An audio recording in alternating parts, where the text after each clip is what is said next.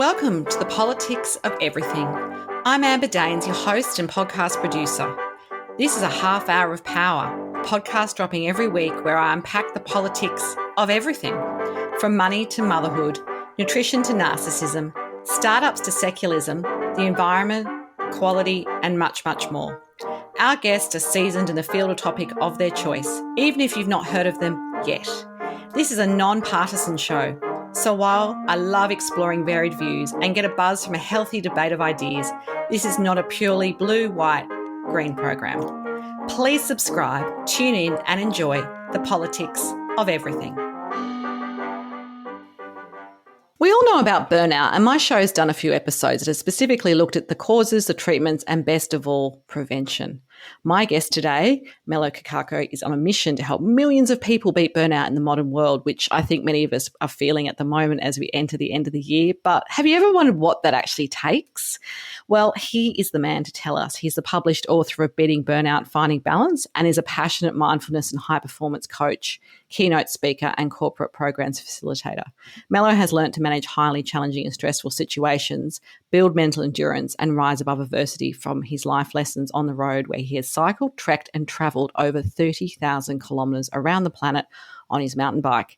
He has traversed 5 continents, and along the way he's had to overcome many obstacles and demanding encounters, including near-death experiences. In his day job, he's helped many CEOs, leaders, and corporate executives, medical professionals, and elite athletes, as well as others, build resilience and perform at their absolute best without burning out. Melo's work has been described as truly transformational, and his clients include Deloitte, PwC, L'Oreal, ANZ Bank, and a bunch of other of the world's best companies. And we warmly welcome Melo to the Politics of Everything. Thank you. Nice to meet you. Podcasting remotely can be challenging, but it doesn't have to be. Since day one of the Politics of Everything, I have relied on Zencastr's all-in-one solution to make the process quick and painless, the way it should be for those of us who just love great content and want to get our ideas out into the world. If you know me, I'm obsessed with quality in terms of my guests, my sound, and everything about my show has to be great the first time. I'm time poor. It's so easy to use Zencastr. I'm not tech savvy, and you don't need to be either. There's nothing to download. Just click on the link and off we go. Zencastr is all about making your podcasting experience easy, and with everything from local recording to automatic post-productions now in their toolkit, you don't have to leave your browser to get that episode done, and done fast.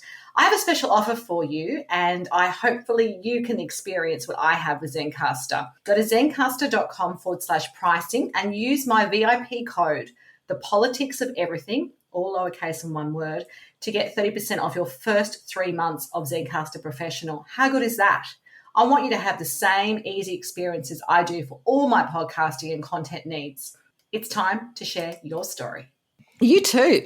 Look, I would love to know what you wanted to be as a kid. I think people's origin story is fascinating because I don't imagine leadership expert, burnout coach, and author was perhaps in your trajectory when you were younger. Do you remember what you thought you might do? Oh my God, that's so long ago. But in all honesty, I didn't, to be honest. Like if I was thinking back, there's a whole variety of jobs that I did because I had no idea. And I think at that time you can experiment a fair bit. But the great thing was I tried lots of things, everything from being a horticulturalist to fiberglass work to whole range of different jobs, personal training, and all of those things were all vastly different, but I learned something from every single one of them, to be honest. But I do know that the common denominator on when I really loved my work, the one thing that stitched everything together and put everything together was helping people. So then, wow. Yeah. And I think that's interesting, isn't it? Even if you think about something like personal training and physical, well-being, that's obviously helping clients do that. And now you obviously work in the space that you do. So I love when people can join the dots and sort of see how that's all worked out. Our topic today is mental endurance. How would you actually define that? A lot of people would be familiar with burnout, but then the flip side of mental endurance is something which obviously you specialize in, but perhaps isn't as familiar for many of us. Yeah, it's really the ability to function effectively and sustainably. That's the key word there, sustainably, for the long term in the face of any challenges or any stressors that are coming towards you, and really without burning out. So without sacrificing your own health or your own mental well-being. And the key word for me, like I said, is sustainable. People can do hard work for a period of time or have a big project or something, but then they crash on the other end. So it's that sustainability factor that you can actually have this mental endurance, be cognitively sharp and alert and awake and make decisions and problem solve for the long term sustainably. So, are there certain ways that you can sort of just share with us, perhaps top line, that someone like an athlete or great achiever in any field, like all the sort of, I guess, executives you might work with, can build up mental endurance over time, and how? Because what I'm thinking as you're talking through that definition is some days it feels like that's easy and other days it's definitely not. Is there a way in which we can sort of, I guess, stabilize some of that mental endurance for the long haul? I like how you actually parallel the athlete, with the high achievers and corporate executives, because one thing that an athlete knows very well is the importance of active recovery and rest and renewal. And it's one thing that often, when you're working in a corporate role or an executive role or even, just any sort of busy workload that you have, we often forget about the renewal part. So for me to have mental endurance and to sustain that for the long term, it's about finding balance. Having periods when you are on, and you are in that sort of on zone, you're fully switched on, you're problem solving, planning, decision making, logically, analytically thinking, but you also balance that out with periods of rest and renewal. And I think that's the real key to fight, to keep that balance, so you can actually keep achieving at your best for the long term. And is that sort of about scheduling that in, perhaps? Because I think sometimes the irony is when we need it most is when we do it least. The active recovery. Exactly. And it is about those small daily habits that you're doing. The very obvious ones are, looking after your physical health, making sure you're exercising regularly, eating well, sleeping well, looking after your physical well-being, but also your mental well-being by scheduling in renewal breaks. We can really only work in optimal performance at our best in periods of about 90 minutes to 2 hours. So after the 2 hour period. Oh, that's perfect. That's exactly what I do. So There you go. And I just thought it might be me because, I was a short form journalist for many years, and those deadlines are intense, but they're over, if that makes sense. It's not so much a marathon, but a sprint. And so sometimes, you'd have 90 minutes to pull together a 1,000-word story, including interviewing 3 people. And then you would really collapse, but then you'd have to think about your next story. But you'd have that buffer of, okay, that deadline is over. Yeah, exactly. And you're working in blocks of time. So you're working in a 2 hour block. You have a little break, and that little renewal break will renew your energy on a daily basis or every couple of hours. So then when you go back to do your work again, you have more clarity and focus. So sometimes the very thing we need is to stop and to pause. So looking after yourself. And would those breaks generally, like in your experience, like how do you do your day, for example? Like, is it about just 5 minutes of, walking around the block or stretching or maybe doing something, I don't know, reading a book in the sun? Like, what does it look like, I guess, is my question. Yeah, it could be anything from exactly what you said there. So I practice regular meditation. So it could be a 90-second break just to breathe and just to follow your breath. So a short meditation practice. It could be go outside and pat the dog for 5 minutes and just get some fresh air. It could be go for a walk around the block, or if you're working in the workplace, maybe go chat with somebody. All of these little moments, like anything from 2 minutes to 10 minutes, or even a 20-minute lunch break, of course. But these little renewal breaks will just reset your energy and your focus again, and they are so important. A lot of people underestimate that. They keep trying to charge through. I'll just finish this last little bit, but then that last little bit takes an extra hour, and it's not very productive work. So just either slotting it into your calendar already, a little buffer after a meeting or after a period of work, or just when you start noticing it yourself, I'm getting a bit tired now, I'm starting to make mistakes. Okay, stop, pause, take a break, and then come back and refocus. And I guess, are there some things that will impact us for better or for worse as we sort of, I guess, maintain our mental endurance during periods of sustained stress, or maybe when we're already feeling burnt out? So I feel like sometimes we can control our day, but sometimes our day controls us. And my example would be I work a lot with businesses that might be doing some crisis communications campaigns, and they are pretty much, full on all the time, high stress, all the cortisol's firing for everybody. You can't always just go, I'm just going to go for a nice walk around the block, because there might be a real deadline, because they might be doing a media interview on 7:30 ABC program or something like that. And you really do have to just get through. How do we kind of, I guess, recalibrate in those sorts of periods? Well, I think you said it well before, where you said, often when we are in a busy period or a stressful time, the thing that we need the most is the thing we let go of. oh, I won't eat, today I'm too busy, or I won't take a break because I've just got too much going on. So for me, it's about actually upping your self-care as much as possible, starting your day with healthy practices in the morning so you are fully energized, so you do have that energy to sustain through the day.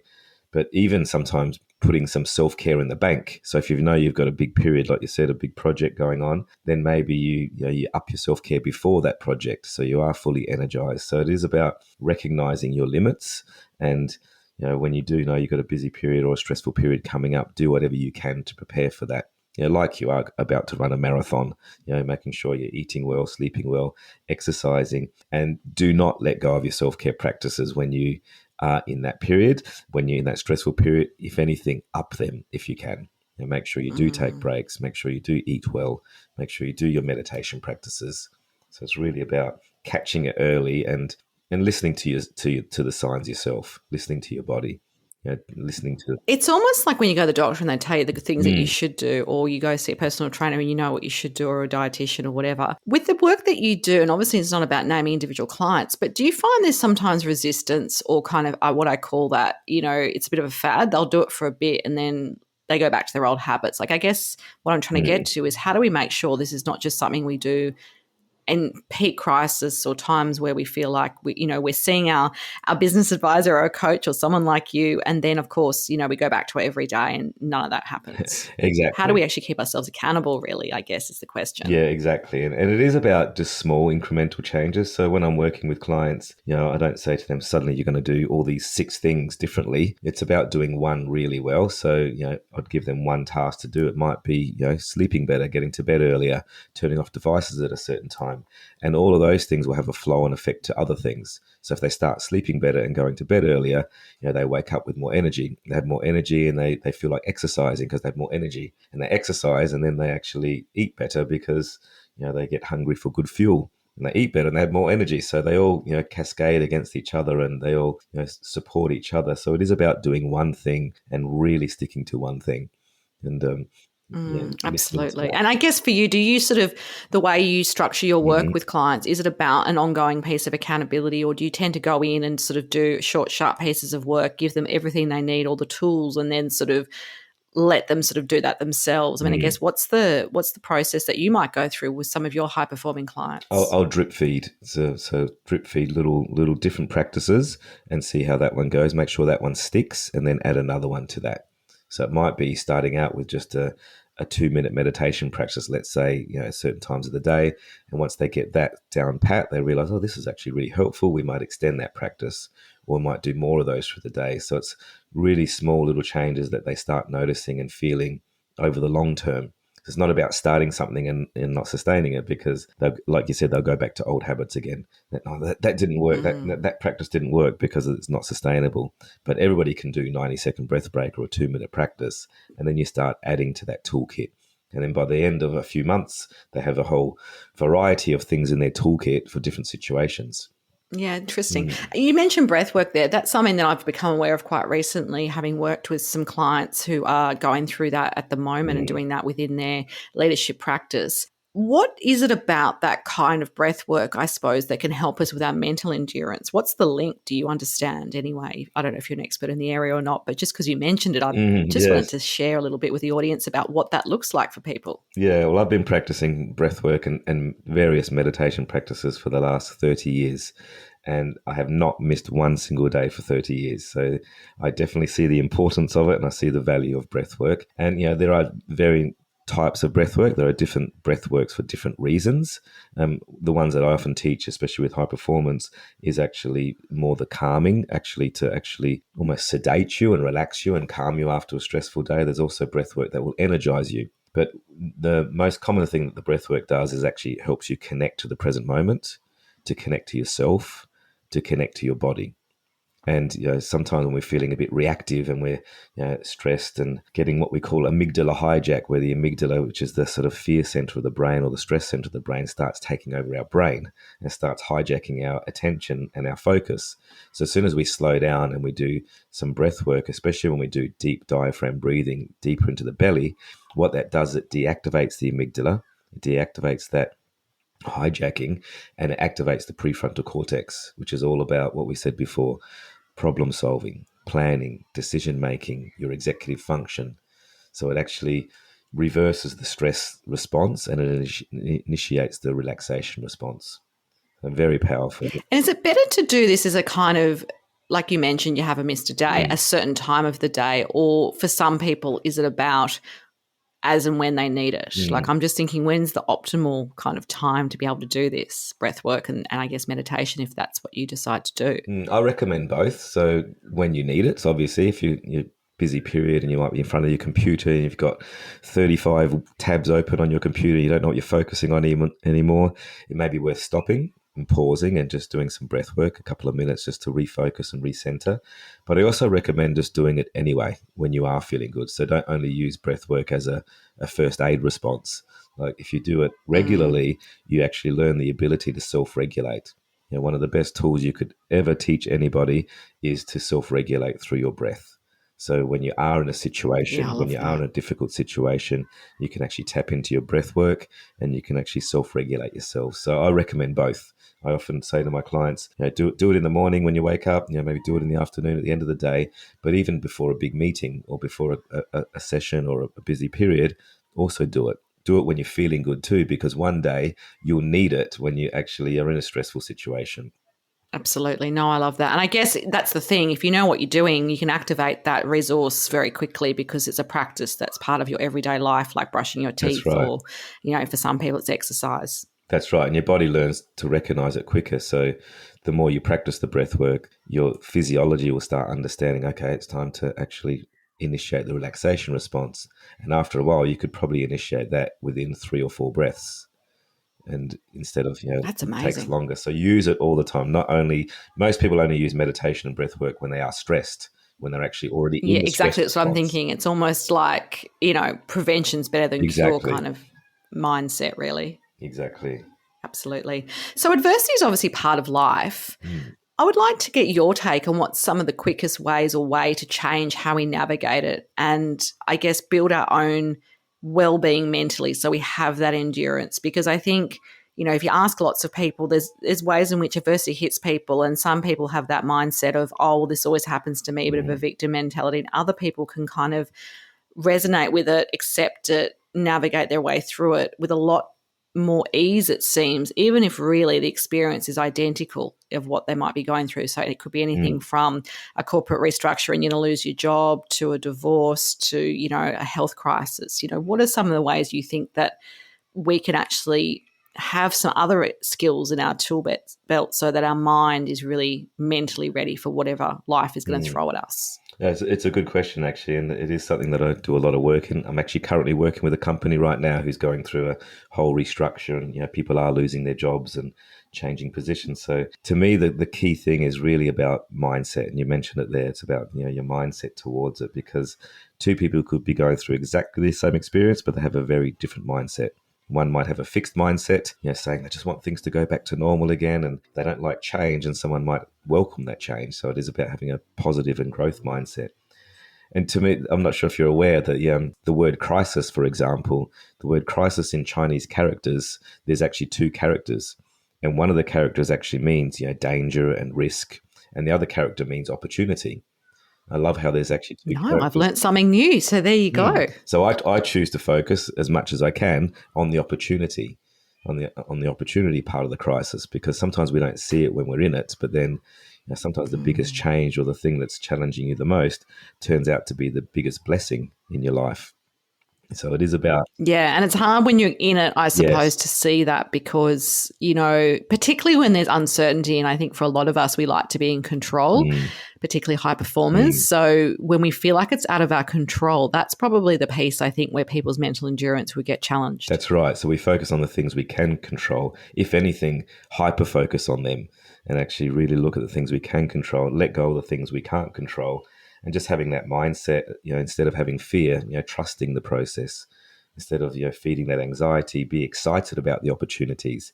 And I know it's sometimes easier said than done, but it is about sort of catching your thoughts in the early stages, Because often what happens, we get out these thoughts, especially like you said, with uncertainty, and it turns into fear. We start saying, oh, what if this happens? And what if that happens? And what if, with a negative? Most of the time it's with a negative. What if I lose my job? What if I can't provide for my family? What if? And we have no control over that. And that will then feed, anxiety and uncertainty and fear, and affects our physiology and our psychology. But if we flip that equation and say, what if, with a positive, what if this is the best thing that ever happened to me? What if this turns out even better than the situation I'm in right now? And then that will feed more trust, and that will also feed more excitement as opposed to anxiety. So it is about a real, mindset thing where you can actually focus on catching your thoughts early and then doing what you can do to turn towards them. I suppose also, for some people, if their whole organization's going through it, there's that, not that group think Mm, necessarily, but I guess there's some differences in that too if it's an individual crisis as well. So, if a whole organization is going through change and some people are going to lose their jobs, there is still a cohort of people who will lose their jobs and mm. maybe people who will stay or be promoted or whatever. So that's a kind of a different experience. Is there a way in which you work with teams that might be a little bit differently to those individuals, or is it kind of the same theory but it just manifests in a different way? Yeah, there is what we call the emotional contagion. Where sometimes with the whole team's going through it, the whole place is going through it. One person can affect another person, both positively or negatively. So it really is about looking at your perception of the situation, because your perception versus the person sitting next to you may be very different. So it is about looking at that. First of all, looking at your perception of it, how you're looking at it, how you're framing it. Also, there may be a degree of acceptance. There may also be a degree of letting go of some things. There can be some grief or sadness. So it is about sort of individualizing it on your level and how you perceive the situation versus how somebody else perceives it, because we're all in different situations there. Yeah, I like Mm. that. Yeah, sometimes it's better to sort of, I guess, not isolate yourself, but just focus on what you can do because, yeah, like you say, that contagion thing must be quite Mm. real. And I've been through in organisations where that's the case and it's all becomes lots of gossip and innuendo and theories and, Yes. that can be unhelpful. Some people find it cathartic, but I Yes. think for me personally, I find that stuff quite unhelpful. I always just want to work towards the solution and the things I can control, if you Exactly. I like. have a great formula that I share, a very simple formula. When you are having any negative or fearful or uncertain thoughts, like we said, going through some change, then I have a very simple formula where you ask that problem two simple questions. And the first one is it true? Like, is it real? Is it a fact? Because very often we get caught up in our thoughts and we start creating mountains out of molehills and start feeding these negative thoughts. So you turn towards that thought and say, is it true? 99% of the time it's not. Like, it's not a fact. It's actually we've manifested it or somebody else has fed that. And the second part of that is it helpful?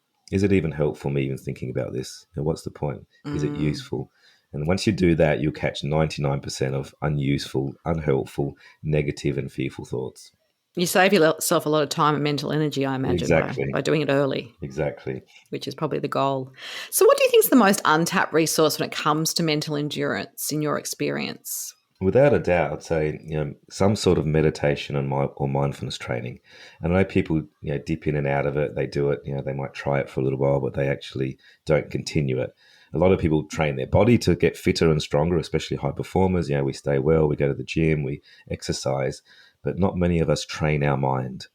And I think it's about training your mind regularly, not just a little bit here and there. So, doing some sort of mindfulness training where you're stopping and you're pausing, you're sitting with your thoughts, you're sitting in stillness, you're sitting in silence, because it is the thing that will either make or break you. When you need that mental endurance in a difficult situation, if you've strengthened your mind, you can actually get through many situations. And I learned that very early on where I practiced martial arts. I actually entered meditation through martial arts practice, and I very quickly realized that the power of the mind was more important than even the strength of the body. And if there was two opponents, let's say, And athletes know that too, exactly. don't they? I mean, I think you've obviously done a lot of cycling and you've probably had some pretty challenging times, and it's a mind-body balance. I Yes, mean, you can be done all the training in the world, but if you tell yourself you can't, or the pain is too much, or you're tired, that can have a huge impact on how you exactly. finish that. that day of exercise. Yeah, if there was two marathon runners, running, the marathon, and they were getting to the end line where it's the finish line,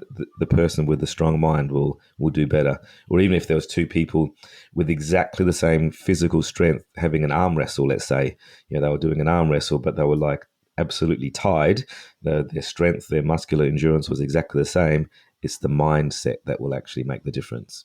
So it is about training the mind Yeah, on a regular absolutely. basis. And that can be anything from just doing short meditation practices to, longer meditation practices, even just being more mindful when you're doing the things in your day.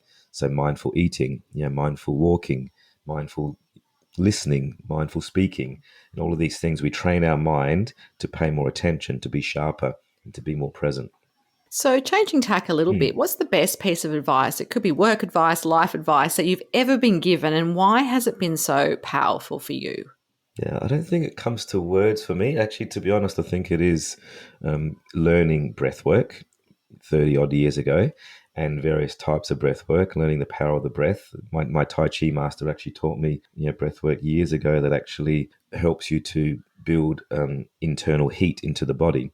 And why that was crucial was there was actually a story that I'll quickly share with you where I was in a situation where I was cycling around the world on my mountain bike, as you do, and I got caught in a very nasty storm. Well, as you do, not everybody else, but yes, I hear you. As you do, exactly. I got caught in a very nasty storm, and my bike got hit by a tree. I got hit by a tree, and I was in a situation where the shelter around me, there was no shelter at all. It was actually cyclonic winds, sub-zero degrees. I was becoming hypothermic, and my fingers were turning blue, my lips were turning blue. And then I remembered my Tai Chi master teaching me this breath work. And I did this breath work and it started generating heat in my body. And I actually meditated from dusk. So it was actually around 6 p.m. at night when this was all happening. And there were trees being felled all around me. The whole area was very dangerous from dusk all the way through to dawn. And you know what? I was in this situation where I was sitting in the middle of a storm, but I felt totally safe, totally peaceful, totally, internalizing my thoughts. I don't know exactly what I went through that night, but I meditated for 12 hours and I got through that. So it really taught me that the power of the breath is far greater than what we even know ourselves as humans. It's almost like superhuman in a way. If you can control your breath, you can pretty much control any situation in your life. And I know that's a bold statement, It's but amazing. I've actually gone Yeah, through it. that's big.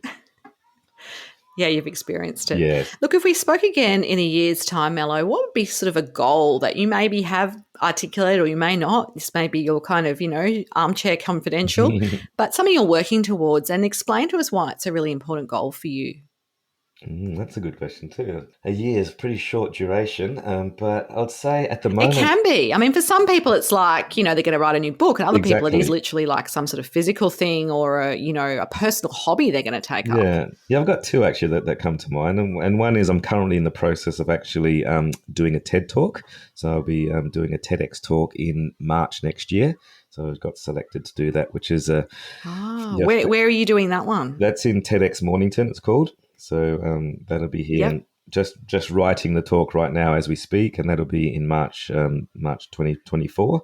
So in a year's time, I'll be on the other side of that, and it is about really sharing my message as much as possible to as many people as possible, because on the other side of that Yes. message is I'm trying to help. I'm on a big mission now to help as many people as possible to to beat burnout and find balance in their life. So hence the book, obviously, that I published there. So the big mission is, if you spoke to me in a year, is more people have been impacted by my message through the TED talk and also hopefully through the book globally. That sounds awesome. Just a final takeaway message for us as we wrap up our conversation on the politics of mental endurance. What would be your final takeaway message for the audience? For the audience, I'll say to ask yourself this one simple question every single day. Every single day, if you want to be a high performer and perform at your best and making sure we're doing the best, because we're often doing things for other people, is to ask yourself this one question is, what have I done for me today? What have I done that fills up my cup? What have I done that makes me feel good? And make sure you do that on a daily basis, please. Love it. Excellent. Great advice. And if you do want to connect further with Melo, find out more about his books and obviously look out for his TED Talk, there will be some details on the show notes. Until next time, take care. Thanks so much for listening today. If you've enjoyed the politics of everything, I thrive on your feedback. So please add a short review and share the podcast with your network through Apple, Spotify, and all the usual suspects. I'm always on the hunt for new and diverse guests, so if you or someone you know has a fresh idea you're busting to get out there, please email me at amber@amberdanes.com and my crew will get back to you very soon.